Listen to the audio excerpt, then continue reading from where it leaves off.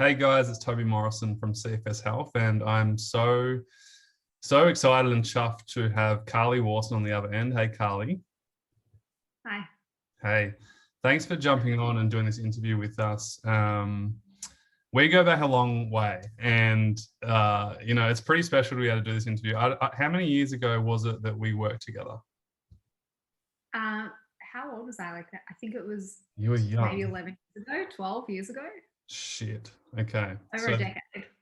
well, over a decade. So, for anyone who doesn't know, obviously we help people with chronic fatigue syndrome and other chronic illnesses, but this whole interview is all about, I guess, Carly, your journey and kind of, where you were and what you were like before and where you're at now, and I'm just so proud of you. And that, like, I'm always messaging you. Carly's got an amazing business that she's super passionate about, and she's kind of, supporting women all around the world with, literally. And we can talk about that later. But I think it's just so brilliant what you're doing. And if we look back 12 years ago to where you are now, it's pretty damn phenomenal. And so I want to kind of share that story with everyone else, because there is so many people out there, especially young women, teenagers, people going through school and university, who are going through something like chronic fatigue syndrome. And so this will give you a hell of a lot of hope, inspiration. And Carly and I have had chats like this over dinner. We've become friends over the years, because you're one of my first clients in terms of when I was doing one-on-one work. You were probably one of my first 150 people that I worked with. So it was a long time ago.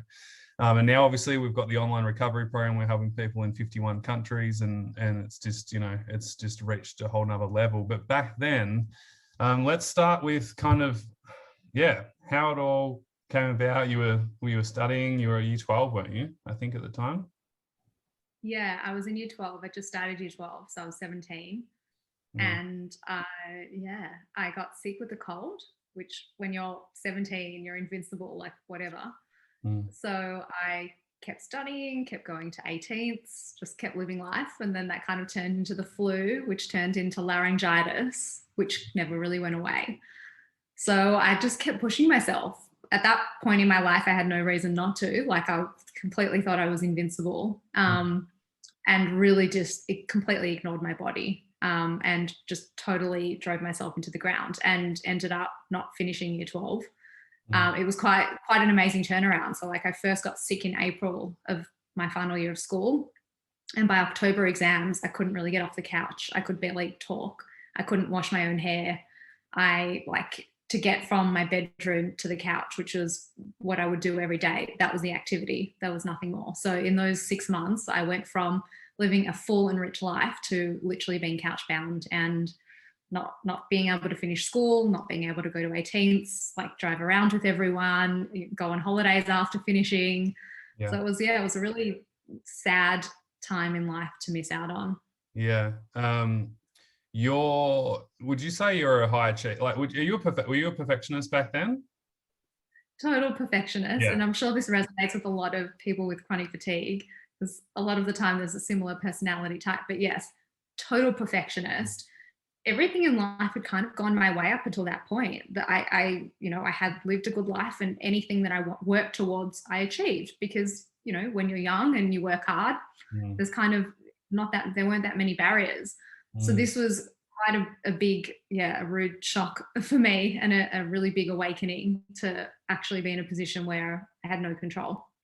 Yeah. And yeah, because I just remember, I mean, you're from quite a high achieving kind of family. Like, I feel like, your parents are brilliant individuals who just want to get the best out of themselves, and your whole family are kind of like that, But I remember seeing that in you as well, just with your academic side of things. You're super smart, super switched on. And I always say to people, it's most people that come and see us are usually really gifted in one or a few areas, whether it's academia, sport, arts, and yeah, I wanted to bring that because I think that so many people are watching this going, oh my God, that's me too. Like, I was just like a type A perfectionist, like high achiever, like, it has to be the best, basically.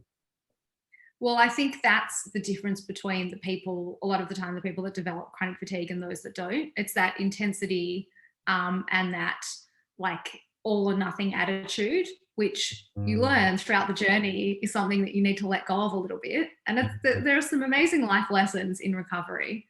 But yeah, that's the kind of people that get it. Like if I didn't have that personality type, yeah, I probably would have pulled back a bit at school when I started feeling sick. I might not have kept going out. I just would have taken it easy. But I was like, no, I can do everything. I can still do all my accelerated classes. I can still study for my exams. I can still do it all. Why not? So just in like 20 seconds, what kind of symptoms were you experiencing back then? Like obviously you were super exhausted, couldn't do much, but muscle decondition, brain fog, anything? Yeah. So everything's heightened. Obviously I was in year 12 studying for exams. So, I needed my brain more than ever. And my brain was beyond foggy. Like I could bear, and I think that's when I first realized that I had chronic fatigue. I could barely focus and barely study. I could barely go for a walk. And up until that point, I was super active. I played every sport. I ran, I did everything, and I could barely walk around the block.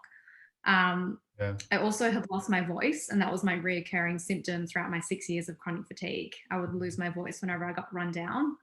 But at the beginning, I couldn't talk for like 3 months. Like I remember someone asking me to the school formal with like a little poster saying, will you go with me? Yes, no. And I like circled. Wow. I couldn't talk. Yeah, it became like a bit of a joke, but it was hard because that was my symptom. So when I got tired, I just couldn't talk. When I met you, you'd lost a lot of weight as well, didn't you? Yeah. I actually put on a lot of weight, which is I know rare. Okay. The opposite. I put on like 10 kilos. It's funny because a lot of women, my happiness. Yeah, a lot of women gain weight through chronic fatigue syndrome, and that's a common question that comes to me is like, how do I lose this weight? Did you lose weight? You lost the weight as you got better, yeah? It came off naturally. I was honestly eating like to make myself happy, like that. I just had nothing else in my day to look forward to other than food.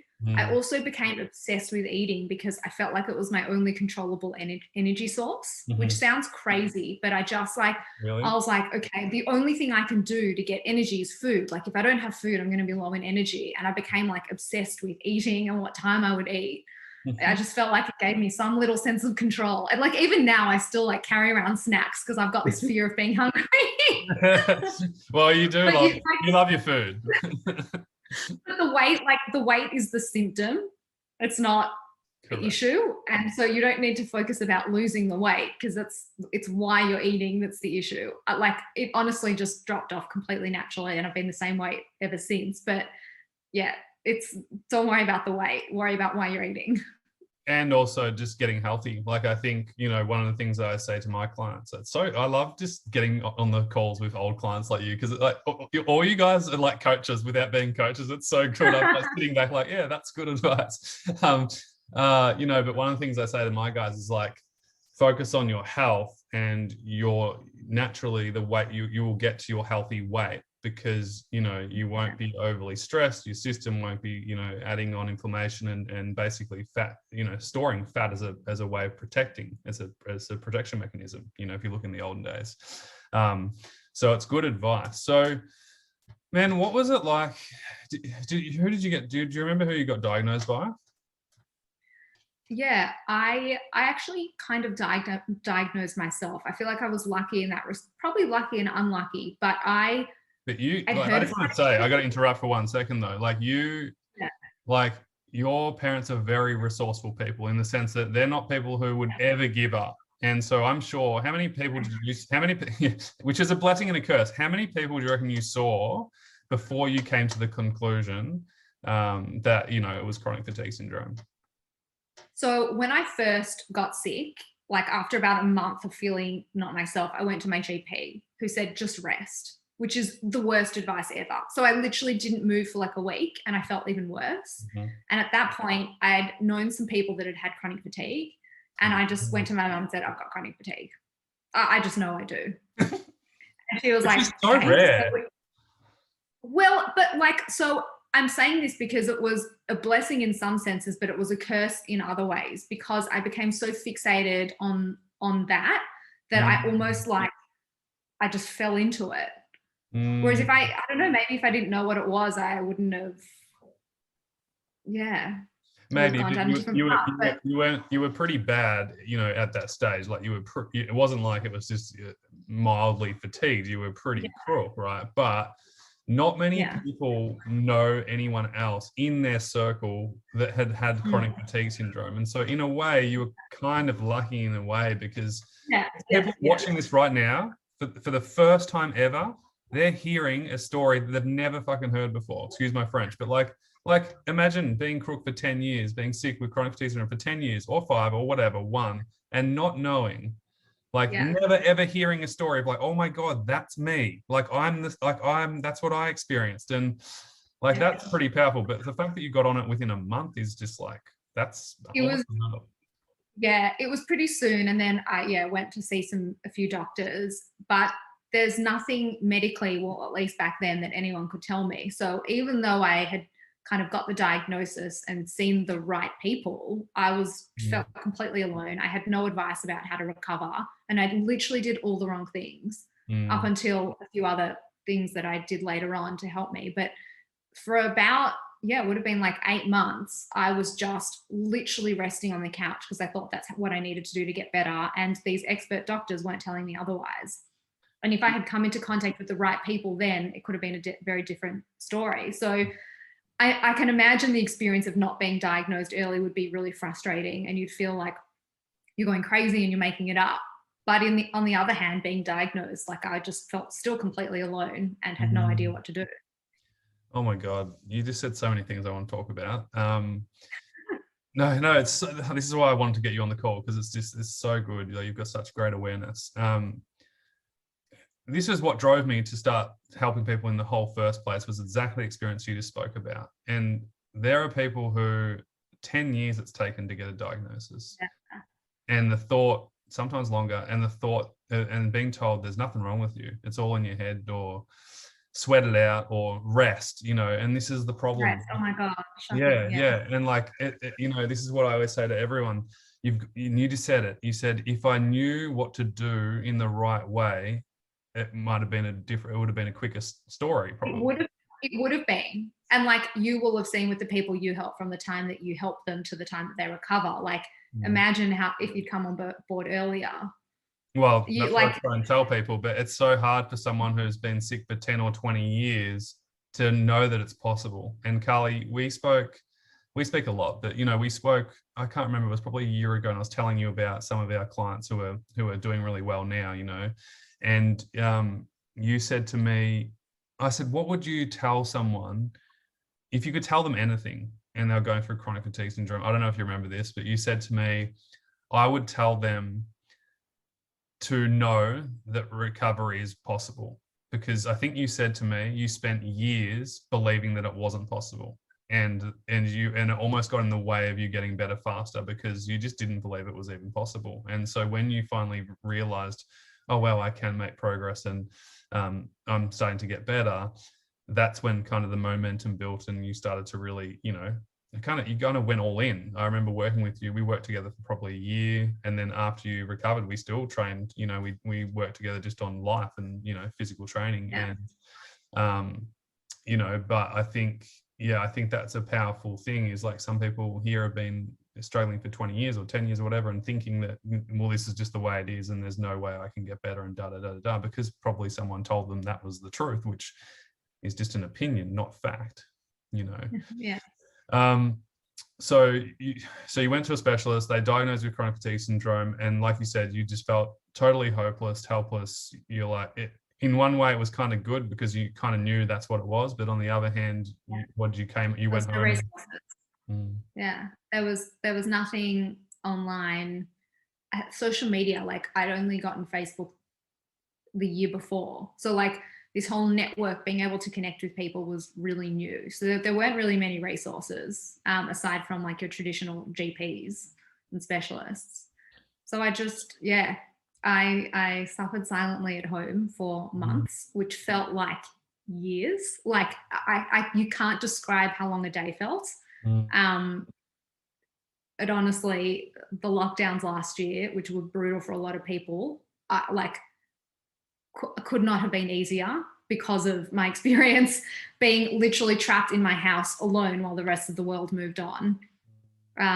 You just can't compare. Like, you know, most of us, hopefully last year, had our health and our happiness, and we could exercise and we could talk. Like I couldn't talk, I couldn't move, I couldn't literally do anything for months and months and months while the rest of my friends finished school and lived life. And it was devastating, especially considering before that I thought the world was at my fingertips. Like I was young and naive and didn't realize that it wouldn't turn out that way. So it was a really, really devastating time. And also, I think at the age of 18, you don't have that much self-awareness, well, as much as I have now.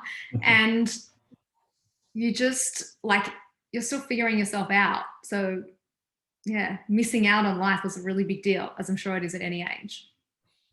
But yeah, then we found there was a program, it's not running anymore, in Melbourne, in Victoria. Before you go there, just want to touch on, what was it like for you?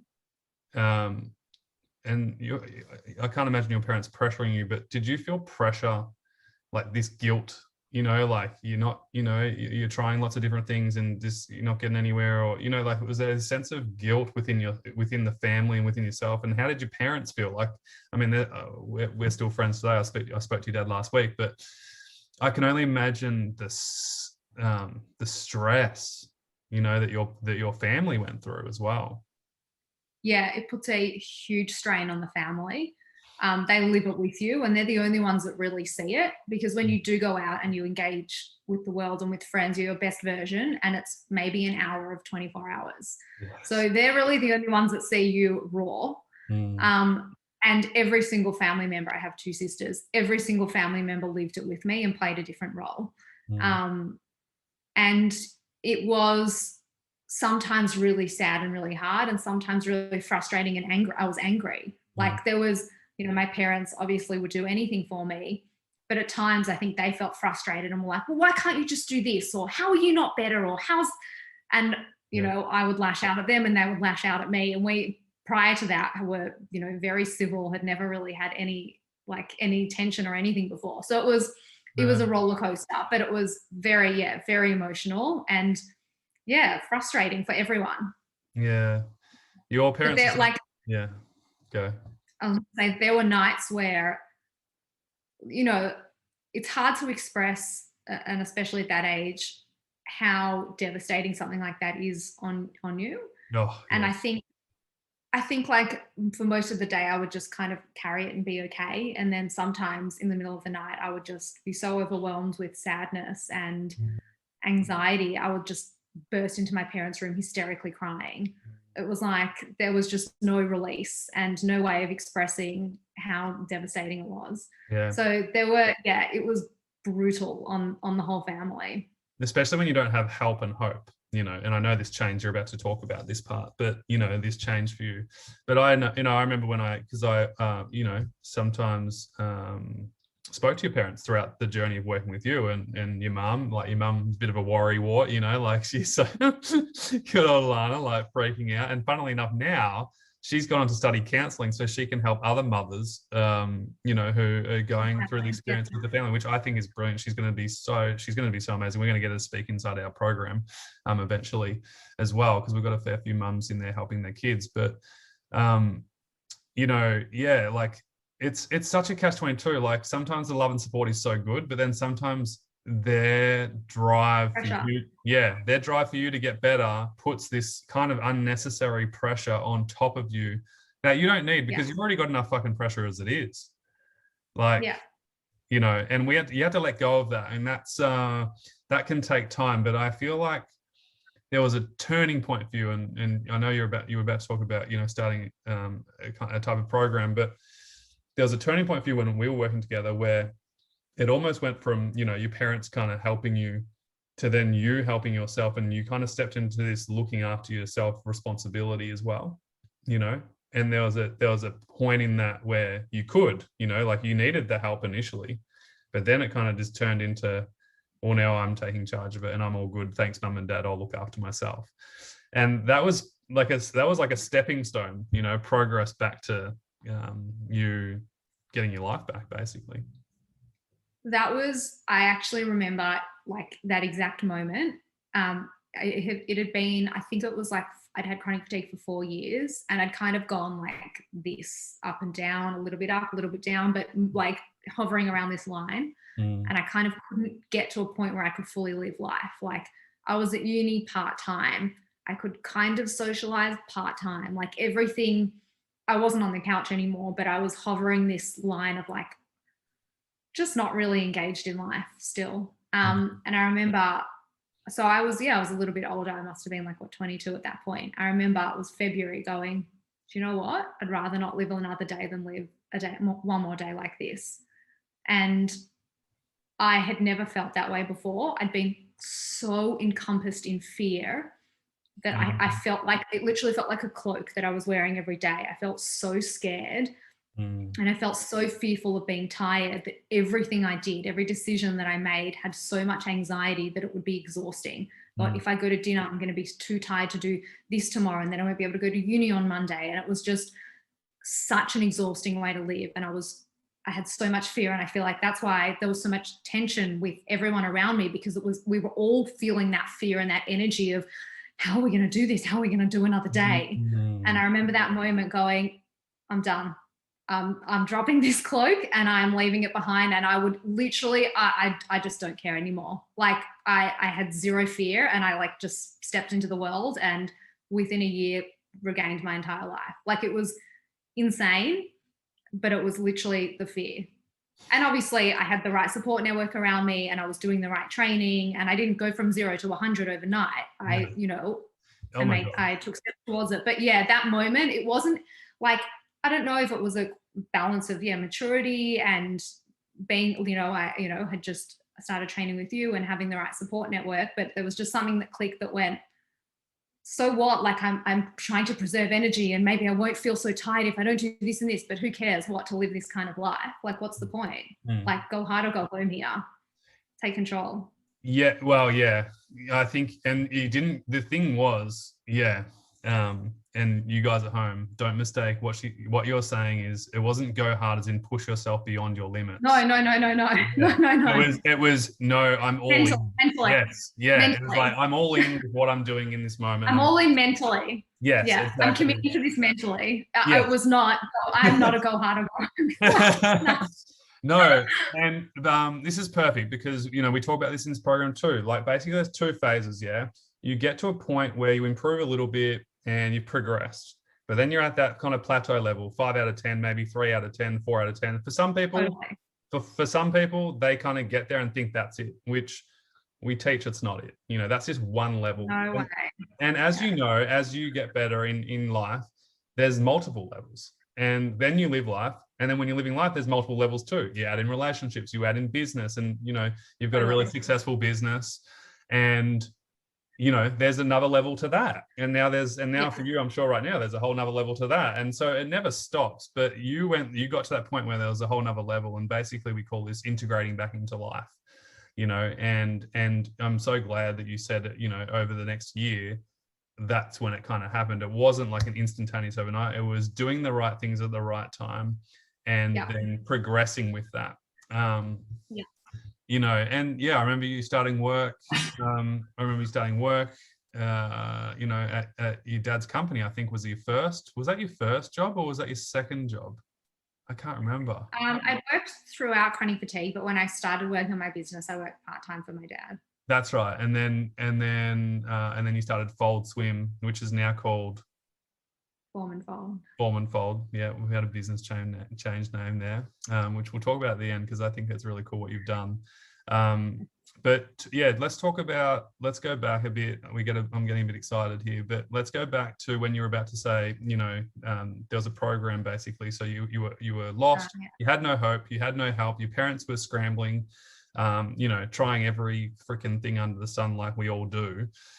I was on like ADD tablets, antidepressants. I was on like any kind of medication that I didn't need, so it made me feel fucking weird, just to try and like regain control, you know, like just to do something. It's not your fault either. Like, that's the crazy part, is like, you'll do anything, like, you know. And it's yeah, I was just talking this morning, we had a client years ago, actually only a year after you, she was on 50 tablets a day.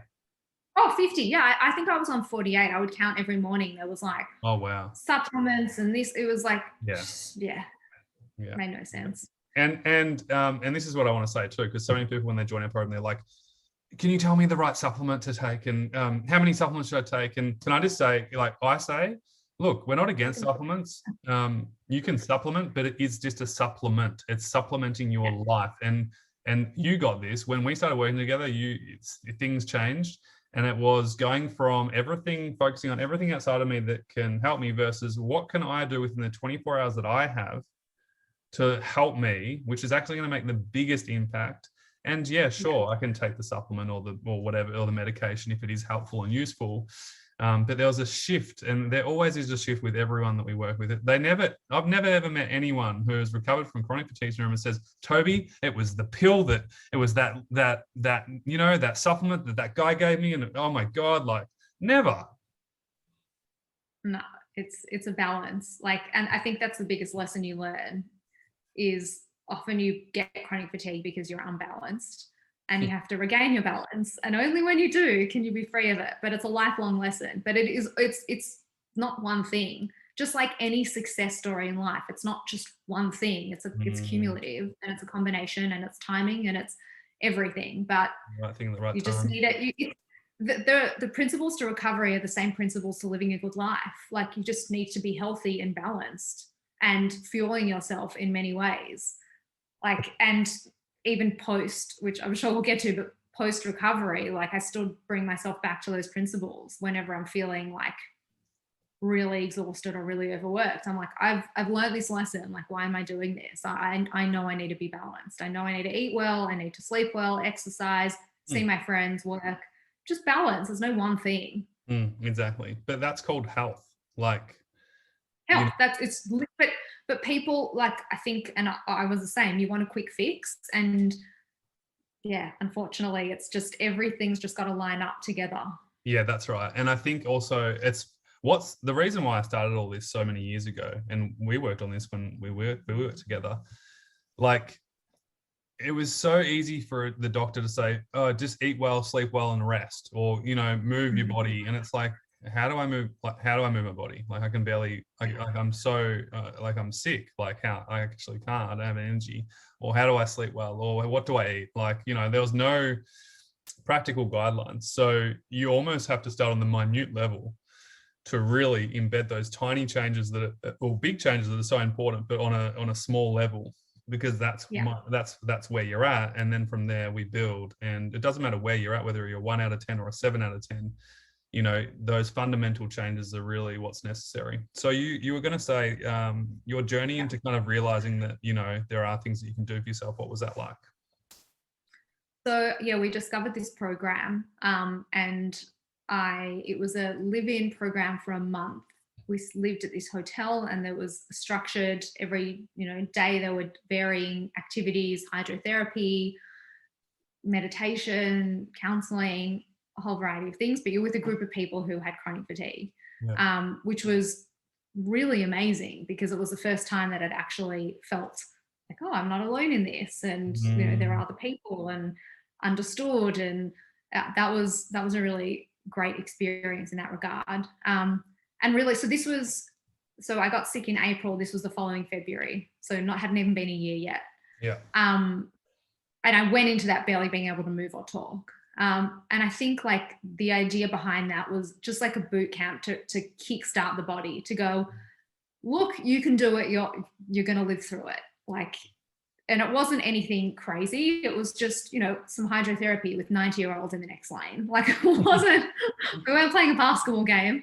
But it was just getting you moving. I actually remember at that point, I remember getting out of the hydrotherapy pool, and the 90-year-olds were overtaking me on the way to the change rooms. And I was like, I'm like going to be Benjamin Buttoning. Like, I'm like starting like a 90-year-old, and I'm hopefully just going to get younger, because it can't get much worse than this. This is so sad. Like, I'm being overtaken by 90-year-olds. So yeah, I did that program, and I finished that, and it kind of got me to the point where I could talk and like get off the couch. It was supposed to be my first year of uni, but I didn't go. I got like a few part-time jobs. I worked maximum 3-hour shifts, and that would be it for the day. Couldn't do anything other than that. Could kind of go out for dinner, but not really. So that year was basically I just existed. And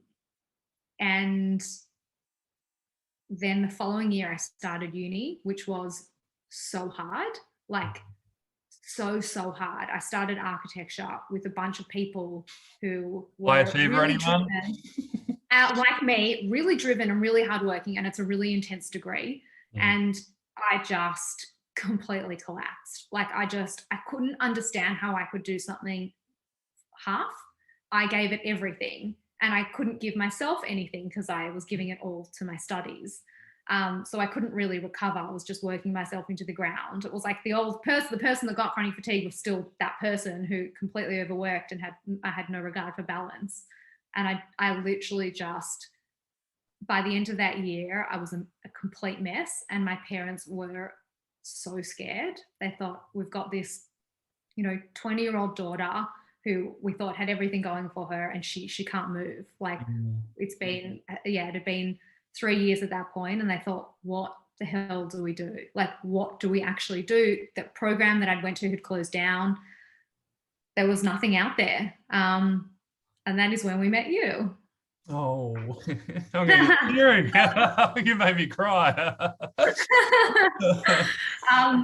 So that summer, while my friends were off in Thailand having the time of their lives, I basically spent the summer rehabilitating. And we did a lot of with work. you. Yeah. So back then, a lot of people don't know. How to skateboard. Okay. You taught me how to skateboard. I taught you how to cook. I taught you how to skateboard. So back then, a lot of people don't know. How I started this was working with one-on-one with people, face to face. So people think it was just an online program. No. In 2012, I got the real life version. You got the real life version, yeah, the 6'6" version. So back then I'd work really closely one-on-one with a bunch of clients at a time, and sometimes I'd go to their houses, and so I'd used to come to your house. We'd train, we'd do reconditioning sometimes in the morning.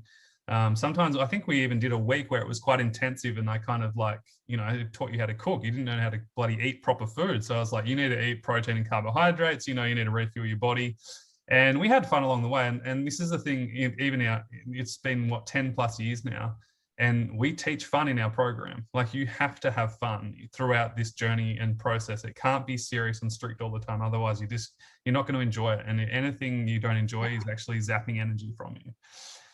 So we had fun, I think that was the difference. So over the course of those 3 years until I'd met you, I forgot to mention, I had been working with someone as like an outpatient program, kind of scheduling my life, which for someone who is so rigid and scheduled, it just wasn't compatible with me. And I think it is compatible for a lot of people, but I was like wearing a heart rate monitor, following it to the T. I couldn't deviate. And eventually what I learned with my recovery was I needed flexibility to be able to recover. Like, being so rigid and only being able to survive within these like crazy confines that I'd constructed, that wasn't life. Like, having to eat at a certain time, having to work for a certain time, having to keep my heart rate at a certain level when I exercise. It's a full-time job. It was like, it meant that anything outside of those constructs I couldn't deal with, because I only learned to survive within this rigidity. And when I met you, you were just like, we'll just go outside and juggle. I was like, what? And you're like, no, it's fine. It'll be fine. You're active. And I think like what you made me learn, and it was also at the right time. Like, I wouldn't have been receptive to what you were telling me earlier than that, because I'd been a certain way for so long. I'd been rigid and structured for so long. Like, I don't think I would have been open to it. Mm-hmm. But when you came in, you were like, you're going to learn to just live, and whatever I throw at you, you'll deal with, and it's okay. So I'm going to take you into the gym, and we're just going to do a workout, and you're not going to look at your heart rate, and you'll be okay. Mm. And I was like, all right.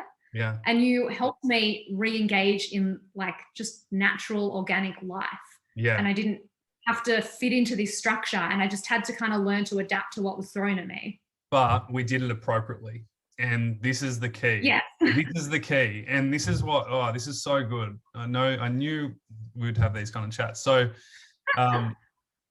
well, like the whole micromanaging thing, like people come to us, like you have no idea, Carly, like since you know, the program's changed so much, but now people come to us from all around the world and they've got these logbooks and heart rates. Oh my God. Oh, yeah. Heart rate schedules. And look, and I always say this, I'm not against logging and tracking. And we even track, we have a daily tracker for 2 to 4 weeks max. And we do not track symptoms because again, it's just a fucking job that you don't need to track. And it's exhausting and it's anxiety producing and it's zapping you of energy. We track nutrition, we track food intake and timing, and we track activity levels and how we feel overall. And I think, you know, I'm not going to blow my own smoke up my own ass. That's what they say in Australia. But like, what I am really good at, and what I was really good at when we worked together, is knowing exactly the right amount for you. And 100%. Yeah, exactly. You would sense where I was at, and you would push me. And also the fact that you'd had chronic fatigue and recovered gave me confidence that you weren't just like leading me down this path. You were like, no, you do it. And if like, I'm here, you know, if you fail, I'm here. Not that I was going to, and not that I did. I would never let you do it. Yeah. And I believed that. And I also think until that point, I'd seen it as a sickness. And so I'd felt like I was going to be sick forever. And I think what I see now, even more so, but what I started to see back then was that I was actually rehabilitating my body. It's not that I was recovering from a sickness. I was recovering from an injury. Like my body was injured, just like when you break your leg. It had completely stopped functioning for whatever reason, and it didn't know how to restart. And so living trapped in this fear wasn't helping. Resting wasn't helping. It needed to slowly learn how to re-engage in life and see that it was okay, and not do too much that it would crash, but do enough that it would say, oh, movement's good. Engaging in life is good. And then you'd kind of go to the next step, just like you would with your leg. You know, one day you're running a marathon, the next day it's broken. You're not going to expect to be running a marathon the day after that. You got to rehabilitate it, and it's a process, and there's an end, but it's a process, and you've just got to go through it. And sometimes your leg's going to feel shit, and sometimes it's going to feel great, but you've just got to be sensible and just keep training, but not be, if you're too rigid, you've got no room to move and fluctuate with the fluctuations. Like you need to just be able to adapt. So I think, shifting from that I'm sick and I could be sick forever. You're not. Like your body's broken. It broke for a reason, and you're going to fix it. You just got to rehabilitate it. Yeah, that's awesome. And we talk about it. We kind of help our members shift from illness identity to success identity, and to healthy identity, and moving into that, and seeing it as something to look forward to versus I have to. So one thing just on the micromanaging too, like you've already got a full-time job just doing the work to get better, but to micromanage on top of that is just such a limiting thing to do, in my belief. And I just help, in our program, it's flexible. It has to be flexible because your days change. To be flexible. Exactly. Shit's going to be thrown at you. Like you can't live within a heart rate, And exactly. Well, also the heart rate will go up because you're so stressed about your heart rate, which is just hilarious. Like you're walking, like I was like dizzy, like looking at this watch, looking at it, like, oh, that's not life. That's not learning how to re-engage in life. That's learning how to monitor my heart rate. That's not life. Exactly. And the thing that everyone must know is you have to have a flexible approach in your recovery. And so when we talk about baseline, which is what I taught you, but we were just doing it. We weren't really talking about the frameworks, but saying like, and this is the problem. This is why I'm good at what I'm doing, because I have been through it. I get it. I can look at you and go, okay, this is where she's at. This is what she can do. This is what she can't do. And depending on her day, and there was many days where we actually didn't do any movement because it just wasn't the right thing to do. And, some light stretching and some restorative stuff was better that day and going to enhance you faster than pushing beyond where you were at. And so for anyone at home watching this is why it's so imperative to have a flexible approach. And there's just such bad a connotation to recovery because so many people are prescribed the wrong thing at the wrong time. And I'm not talking about medication. I'm talking about movement. I'm talking about doing life, progressing back into work, all that stuff. It's just wrongly prescribed. And when you can learn from people who get you and understand you, or you start to do it for yourself, and you start to be the author of your kind of journey, and you start to tune in and go, okay, this is right for me, this is wrong for me. It's just very hard to do that when you're on your own and you've got people outside of you saying, Carly, you need to do this. Carly, you need to do that. No, do more, do less. It's just like, shit, what do I even do? You're just totally paralyzed and you were stuck for so long. And then, of course I wasn't surprised because you were progressing, because you were just doing the right things at the right time and you were becoming more relaxed about it and you enjoyed it. And, I taught you how to cook a steak. I couldn't believe you didn't know how to cook a steak, which is crazy. And, all these little things that you learned over the way and you applied, your life just started opening up again, which is just so cool. Is there any kind of things you want to add to that we're speaking about? I think that when I had chronic fatigue, I remember I met up with someone who, it was the first time I'd really spoken properly with someone who had chronic fatigue while I was going through it. Right. And they were on the other side. And even seeing that, I was still like shocked, but that's not going to happen to me.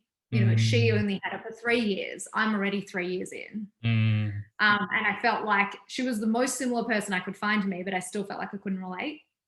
Wow. And I remember her saying, I remember this so distinctly. She said, I'm on the other side now and I learned so much and it was such a great lesson. And I remember thinking, nothing is worth that lesson. Like, I don't know what lessons you've learned, but this cannot be worth it. There's just no way what I'm going through can be worth it. Wow. There can't be any happiness on the other side. It doesn't make sense. No one can suffer this much for something good at the end. Not possible. I just don't believe you. And now on the other side, not that I would wish this on anyone, but the way you grow in life is through your experiences and what you can learn from them. And if everything remains stable and constant, life would be really boring. But unfortunately, with growth and change comes good and bad. And that was a really hard way to learn some really good life lessons. But I have come out the other side learning a lot. And I feel like the years I have now are going to be much better for it because I'm so much more self-aware. I'm so much more aware. I'm also like just really grateful for my health and my happiness. Like, as I was saying last year in COVID, which was a really devastating time for a lot of people, I was so thankful I had my health. Like, I just thought, I can leave the house and go for a walk. What more do you need? There was a time where I couldn't even leave the house. Like, I couldn't get up off the couch. We're allowed to go outside. Look at the nature. So I think it definitely gave me a different perspective. But also, I live so much more consciously. I'm so conscious about balance. And I feel like I'm just going to live a much healthier, happier life because of it. Even though I suffered to get this, there are some good things on the other side, I promise. Which is so fun. And you're a CEO of a company now, like it's pretty damn cool. What I see in that, just quickly before we round this up and we'll finish this up and you can kind of share your last thoughts with everyone, so some advice. But what I see is when that girl was saying to you, there's life on the other side and da-da-da, you weren't looking there. You were still looking. Yes.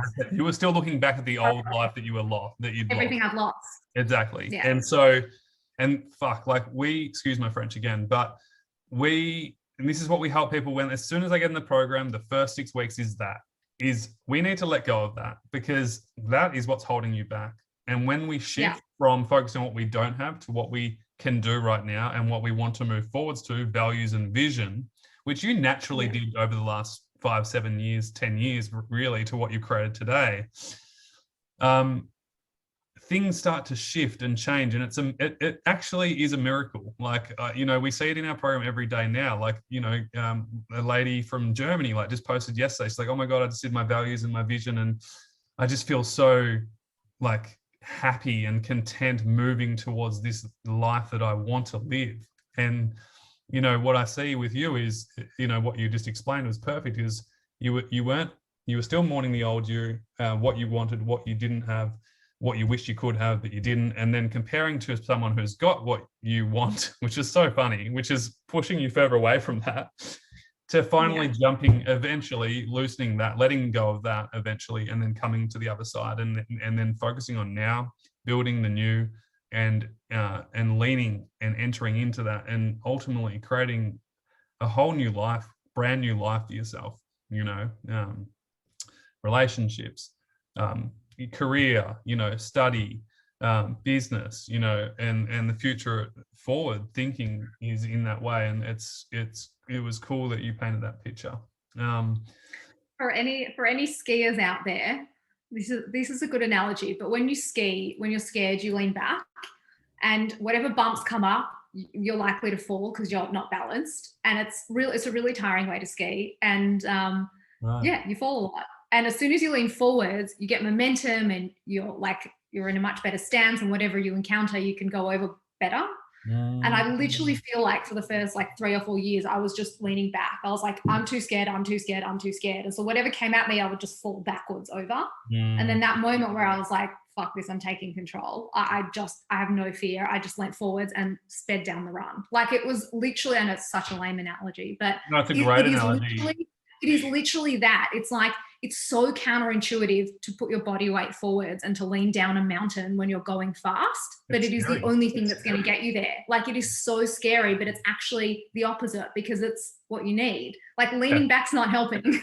No, leaning back's keeping you stuck. And the other funny, every new level, there's a new devil. There's a new challenge that arises, and it's like, oh shit, now I've got to focus on this. And we help. This is why we have a whole mindset component dedicated inside our program, because it takes work. It's not an overnight thing. You put in the work. Yeah. It wasn't an overnight decision. It was years of work. I know we coach together all the time. We used to see each other twice a week for a couple of years almost. I think. My journey was 6 years. It wasn't. It was so much work. Yeah, exactly. But it was great work, and it was progressive work, and it was the mindset stuff and the body stuff, and the nutrition stuff, and the progressing stuff, and just doing the right things at the right time. And the analogy is actually perfect, and that's kind of what we teach, is helping people let go of that stuckness. We have a weekly coaching session inside our monthly group calls, and the week 2 is about getting unstuck for the month. So, any obstacles that are coming up in the way for this month, let's have a look at them, let's let them go, and then let's move forwards. And we've got a plan, which is really cool. But I like that idea, actually. It's kind of cool. And it's funny because most people, and especially I see it in our program, is the more aware you can become of it, and you can realize the difference between skiing down the mountain and with confidence or leaning back. The more aware, the faster you can pick it up and realize, oh shit, actually I'm doing that. That doesn't serve me anymore. I'll move forwards. Is it hindering me or helping me? You get momentum. Yeah. Yeah. That's brilliant. Totally. Totally. And we've spoken for ages. I said to you at the start of the call, it would be about 30 minutes, but I think it's been an hour. To wrap it up, Carly, 2 things. The first question is, your last words. What would you say to someone who is you, 15 years ago, whatever, struggling? They're watching this video probably for the first time. They've never met someone who's so bubbly and who gives great advice, and who's been through what they're going through. What would you like to say to them? 2 things, and I've touched on both of these, but the first is the fear. Your situation is not changing. The only thing that changes is how you approach it. The day is going to be the same, no matter how you feel. So if you can actually just let go of that fear and decide the life I'm living is not worth the fear. What am I holding on to? What am I so scared to move forward? Why am I so scared to be tired? This isn't a good baseline anyway.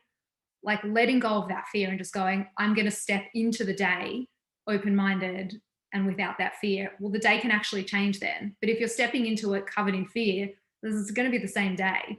And I don't know why I held on to that for so long, why I was so scared. It's what was I holding on to? This terrible life that wasn't serving me in any way. To just let go of it. And that doesn't mean to go out to a nightclub or play a game of football. Like, it just means it's your mindset. It's just like, just be ready to take a small little step. Well, there's a difference. And I think even on a deeper level, what you're saying is like, you know, like we have this in our program too, where someone comes in, it's like, oh my God, like I'm scared of getting better, or, you know, shit, like, what do I do? And it's like stepping into the day, doing what's appropriate, or half stepping into the day and not really doing anything that's useful and enhanceful for your life. Yeah, like, what's the point? There's two choices. The other thing is any movement is better than no movement. I just literally spent too much time on the couch, and I'm still reconditioning my body. And I'm very active in life, but there are certain muscles that just completely deconditioned because I was inactive for so long. Yeah. And I was literally at physio the other day, and there was a poster on the wall that said, like, any exercise, any activity is better than no activity. Just get up and move. And this is for elderly people who are rehabilitating, you know, like who are people who are rehabilitating. And it's true. I don't know why it's this counterintuitive thing, because you're tired and fatigued. You feel like you need to rest, and you do need to rest, but you also need to move and tell your body that it's okay to move. Because if you don't do something, your body is going to start to fear it and feel like that's not normal.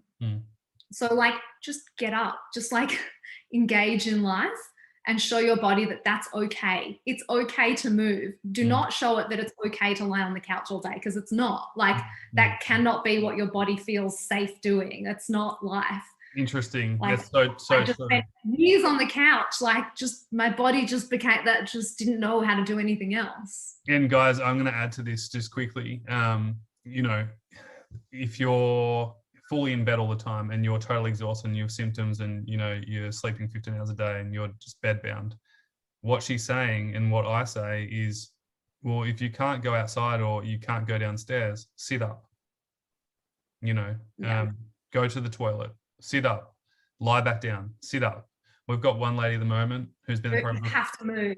4 months. And this is the thing. She was the same. She was super stuck and like she wasn't progressing at all. And we reached out and I was like, what's going on? And she's like, I'm just not getting better. Like, I'm resting all the time. I'm like, well, same equals same, and change equals change. So I said, what I want you to do is do what you can. And if that means you just sit up out of bed once a day or every second hour or whatever to eat your meal, it might mean sitting up on the edge of the bed and putting your feet on the floor and walking around a little bit, or whatever you can do that feels appropriate for you. Do that. And it's funny, we checked in a month later. She literally messaged me. She's like, Toby, I'm feeling better and better every day. I'm getting more energy. And so, you know, this is what we teach, guys. Like, it's not, you know, it's not rocket science, but it is hard. It's hard to do it on your own because you don't know what to do. It's so hard, and the decisions are so exhausting when you're on your own. Do I do this? Do I get up? How many times should I get up? Should I go downstairs? Like, there are so many decisions, but if you just think, okay, my body used to do this, it needs to learn to do it again. Like, I can't teach it that lying in bed all day is normal. It needs to get used to this. I'll just get up. Okay, that was all right. And the next day I'll get up a few more times. Like, it's just retraining your body. It's like forgotten how to live. You just got to retrain it slowly. Yes. But yes, you've got it. But like, even just my physical well-being, like, I was so weak when I came out of chronic fatigue and my body was so deconditioned. Like, I just was so immobile and inactive. Like, you just need to.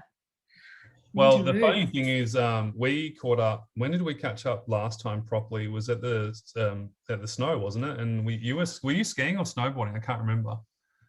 Skiing. I'm going to get my computer charged. I'll be 2 seconds. Yeah, I'm skiing. I'm going to tell a story. Carly was skiing, and so you know, we've become family friends after working so closely together. And I'm like the son that they never had, you know, Len and Alana. and we went. You were skiing, and like, so you're doing like proper big runs though, like what do you call it, like the diamond runs or something, the blue runs. I think, that you were like, because I just started snowboarding, so I totally sucked. And you were like, you'll be fine, like, go. And like, you guys were like flying down the mountains. I was like, oh my God, I can't do this. It's so scary. So, you know, like, you've gone for, you know, I just want to paint a picture for people who are thinking like, well, what does Carly do now? It's like, well, yeah, like you've traveled the world multiple times, pre-COVID, obviously. You lived in London for how long were you over in London? A year. A year. On the way. And you've started a phenomenal business, and this is what I want to finish with. You've started a phenomenal business, and can you tell everyone what Form and Fold is?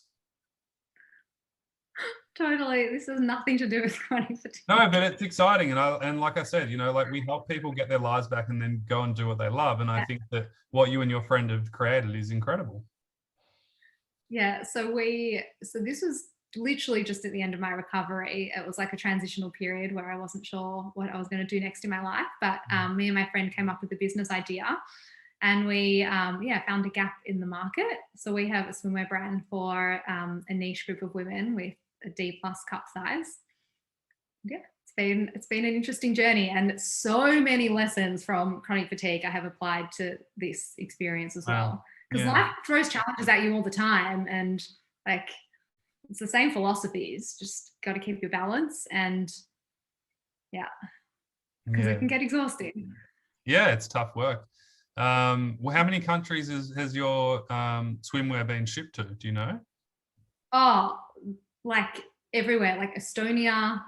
Wow. Like I'm trying to think of the most random, like literally everywhere in the world. Yeah. Yeah, that's cool. Yeah. So this is not a plug at all, but if you do have larger breasts and you want really nice swim. No, I'm serious. I was in Noosa. I'm sorry, anyone, if Toby's come up to you on the beach and like sold this. The funniest thing was, I mean, I'm so proud of all my clients, past and present, and all my friends as well. But I think what Carly's created is actually absolutely beautiful. Like it's beautiful fashion.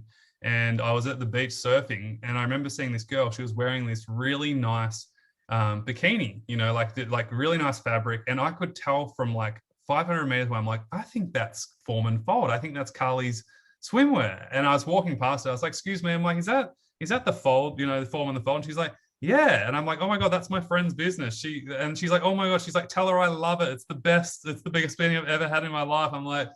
And I was like, well, it really suits you, So, and I remember messaging, I texted you that night. I think I'm like, oh my god, I just bumped into someone, which is cool. So amazing. Thank you so much for doing this interview. If thanks for your help.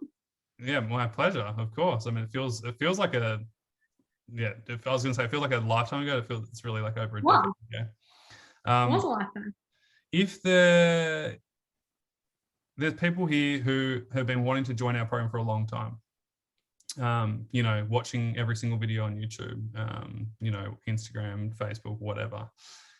But they're hesitant. What would you say to them? As I said before, your life's going to continue on whether or not you partake. Like you've got nothing to lose by stepping in and actually taking some control back and giving it a go. But I mean, I really believe in you. I've been through not this version of the program, but I've been through a program with you, and it's the only thing that worked for me. So, yeah, there's seriously nothing to lose. Like I have to say this, it's the only thing that worked, but it's the work that you did for yourself. Yeah, look, it's a combination of things, like right time in my life that you came in, but I really believe in your approach. And you've been through chronic fatigue. Like you're not guessing. You actually understand the journey and everything that comes with it. So, yeah, I believe in it. Yeah. Well, you're walking proof, and I'll say thank you, but I also just want to say that you did all the hard work. It wasn't me. It wasn't the program. It was you. And I say that to all our clients. And we have such a brilliant program nowadays. It's even better than it was back then, Carly. So it's like I might have recovered quicker. Well, we have a mindset, an amazing mindset coach. We have weekly calls. We have accountability sessions, and we have the coolest part is we have people in 51 countries all in a group sharing wins every single week, and it's just Yeah. I didn't have like all those other things. I organized myself externally, but to have it all under one roof is insane. And also to have a group, like I just had you, like I didn't have anyone else to talk to really. That's right. Yeah, that's right. So that's amazing. And yeah, it's really cool. So guys, if you are interested in that I'll leave a link below. You can put in your application form. If you want to find out all the details as well, it's all on the website. So you can go check it out there and have a read through it and apply. If this resonates with you and this is like everything that we've talked about is something that you're like, oh my God, yes, like this makes total sense. And this is where I've been and this is where I'm at. Just apply. See if you're a good fit for the program. If you are, you'll be accepted and we can get you started and you can start your journey and kind of get on with it and kind of, ultimately at the end of the day, it's about living life again. And I'm gonna get teary. This is, that's what it's about, and to see Carly living again, and I mean, you have been for years now, but it's just really cool to see what you've done and what you're creating and what's next for you now with Form and Fold. What's next?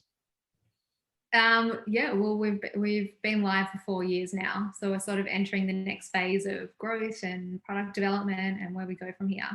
Yeah, so we'll see. We're going to leave a link as well for Form and Fold, so you can go. Oh, no. Yes, no, just because I want them to see how good it is. Like it's just very high quality. I'm super proud of you. So really, really appreciate it. I didn't pay him.